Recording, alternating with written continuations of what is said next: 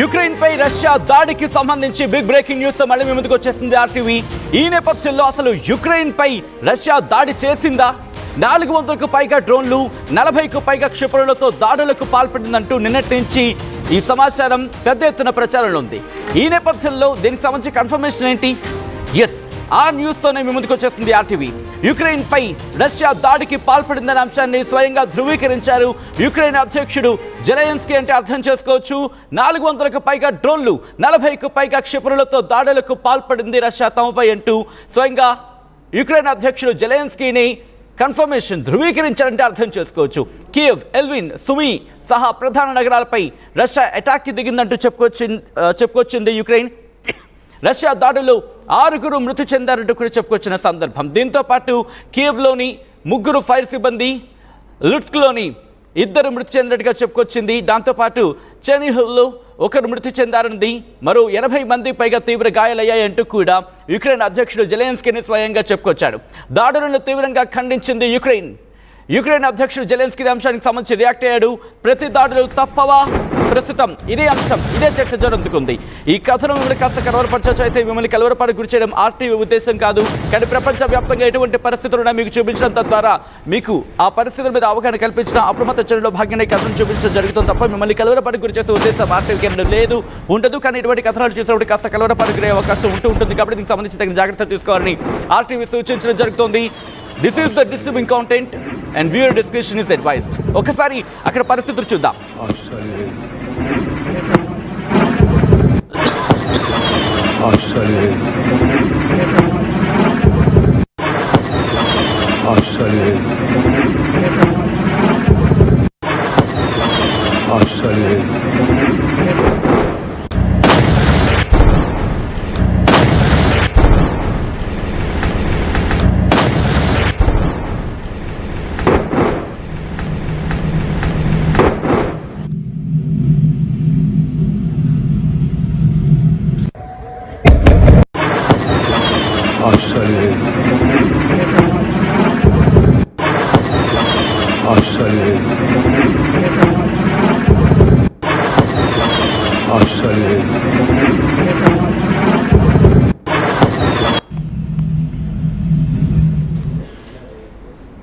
Yes, 400 మిసైళ్లు, 40 క్షిపణులు, 400 డ్రోన్లు, 40 క్షిపణులతో Ukraine బూడిదైందన్నమాట వాస్తవమే.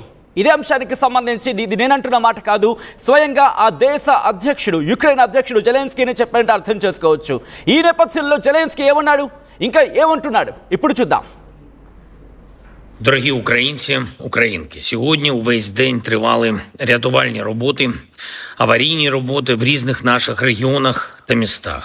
Тернопіль, Луцьк, Київ і область, Полтавщина, Хмельниччина, Львівщина, Чернігівщина, Одещина, Сумщина. Загалом 80 людей постраждали, усім надано допомогу. На жаль, є загиблі. Станом на зараз відомо про 4 загиблих в Києві та в Луцьку. Мої співчуття рідним та близьким. Під завалами ще можуть бути люди. Загиблі в Києві – це рятувальники, які прибули на місце після першого удару. І, на жаль, були вбиті повторним російським ударом.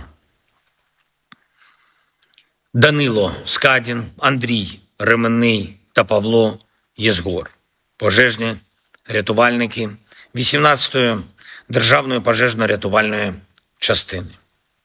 Цинічний російський удар по звичайних містах.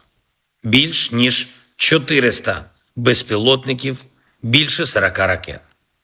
Значну частину вдалося збити, але не всі. І, на жаль, не всі у світі засуджують такі удари.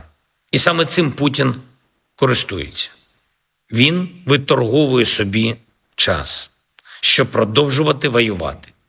Росіяни постійно намагаються розколоти світ, щоб не дати посилити тиск за війну. Треба чітко бачити завдання. Дипломатія має спрацювати. Гарантії безпеки мають бути. Мир має бути встановлений. І для цього потрібні початкові кроки. Зокрема, припинення вогню. Треба тиснути на Росію, щоб це було і щоб удари припинились. Сьогодні була доповідь нашої команди, яка була на тижні у Сполучених Штатах Америки. Наші урядовці, військові, офіс, про зустрічі, які відбулись, і про перемовини, які ще готуються. Вдячний всім в Конгресі, в адміністрації Сполучених Штатів, в американських медіа, хто розуміє, що відбувається і як можна завершити цю війну достойно та надійно.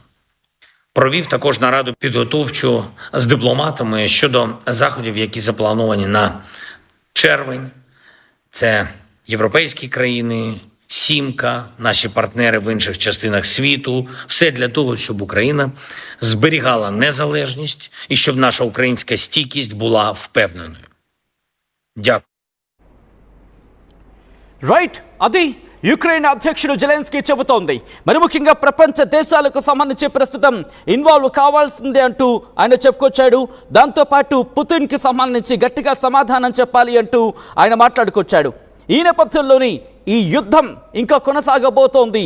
శాంతి చర్చలకు సంబంధించి శాంతిని పునరుద్ధరించాల్సిందే అంటూ కూడా ప్రపంచ దేశాలను ఉద్దేశించి ఆయన చెప్పుకొచ్చాడు.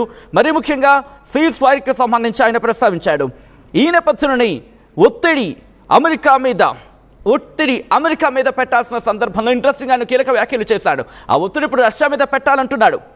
రష్యా మీద ఒత్తిడి తీసుకొచ్చి ఈ దాడులని ఆపేందుకు ప్రపంచ దేశాలన్నీ కూడా ఏకతాటి మీదకి రావాల్సిన అవసరం ఉంది అంటూ కూడా చెప్పుకొచ్చాడు జెలెన్స్కీ. ఈ నేపథ్యంలో ఏం జరగబోతోంది తెలుసుకునే ప్రయత్నం చేద్దాం. మా సీనియర్ జర్నలిస్ట్, ఆర్టీవీ ప్రతినిధి, సీనియర్ జర్నలిస్ట్ కృష్ణమోహన్ ఈ అంశానికి సంబంధించి అప్డేట్స్ అందించేందుకు ఫోన్లలో సిద్ధం కాబోతున్నారు. ఒక్కసారి నేను కృష్ణమోహన్ దగ్గరికి వెళ్ళే ప్రయత్నం చేస్తాను. కృష్ణమోహన్, ఇటు ప్రపంచ దేశాలకు సంబంధించి ఆయన ఒకటే పిలుపునిస్తున్నాడు.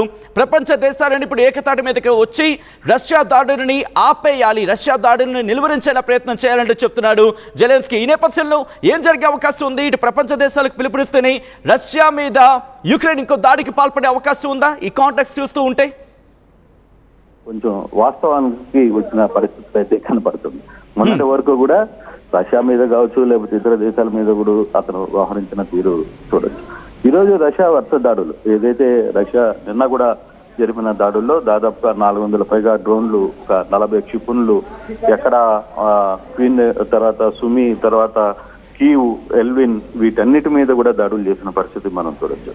ఈ రష్యా దాడుల్లో ఇప్పటికే నిన్న జరిగిన దాడుల్లో 6 చనిపోయారు. కీవ్ లో 3 ఫైర్ సిబ్బంది, లో 2, తర్వాత హెర్నివిచ్ లో 1, తర్వాత మరో 50 మంది తీవ్ర గాయాలైనట్టు. తర్వాత ఈ వ్యవహారం అంతా జరిగిన తర్వాత నిన్న రాత్రి నుంచి జెలెన్స్కీ కంపల్సరీగా ఇప్పుడు మమ్మల్ని కాపాడాలి, ప్రపంచ దేశాల మీద అన్నిటి మీద కూడా దీనికి సంబంధించి వ్యవహారంలో ఎక్కడికక్కడ రష్యా మీద ఒత్తిడి తావాలి, ఈ రష్యా మీద ఒత్తిడి తావాలనే ఒక నినాదాన్ని పెద్ద ఎత్తున తీసుకుని వస్తున్నాడు. మొన్నటి వరకు కూడా ఈ వాతావరణాన్ని ఎంతసార్లు చెప్పినా పట్టించుకొని జెలెన్స్కీ ఇప్పుడు రష్యా దాడులు చేస్తున్న నేపథ్యంలో ఎక్కడికక్కడ ప్రపంచ దేశాలన్నీ కూడా రష్యాని అడ్డుకోవాలి, ప్రపంచ దేశాలు సరిగ్గా వ్యవహరించట్లేదు, ప్రపంచ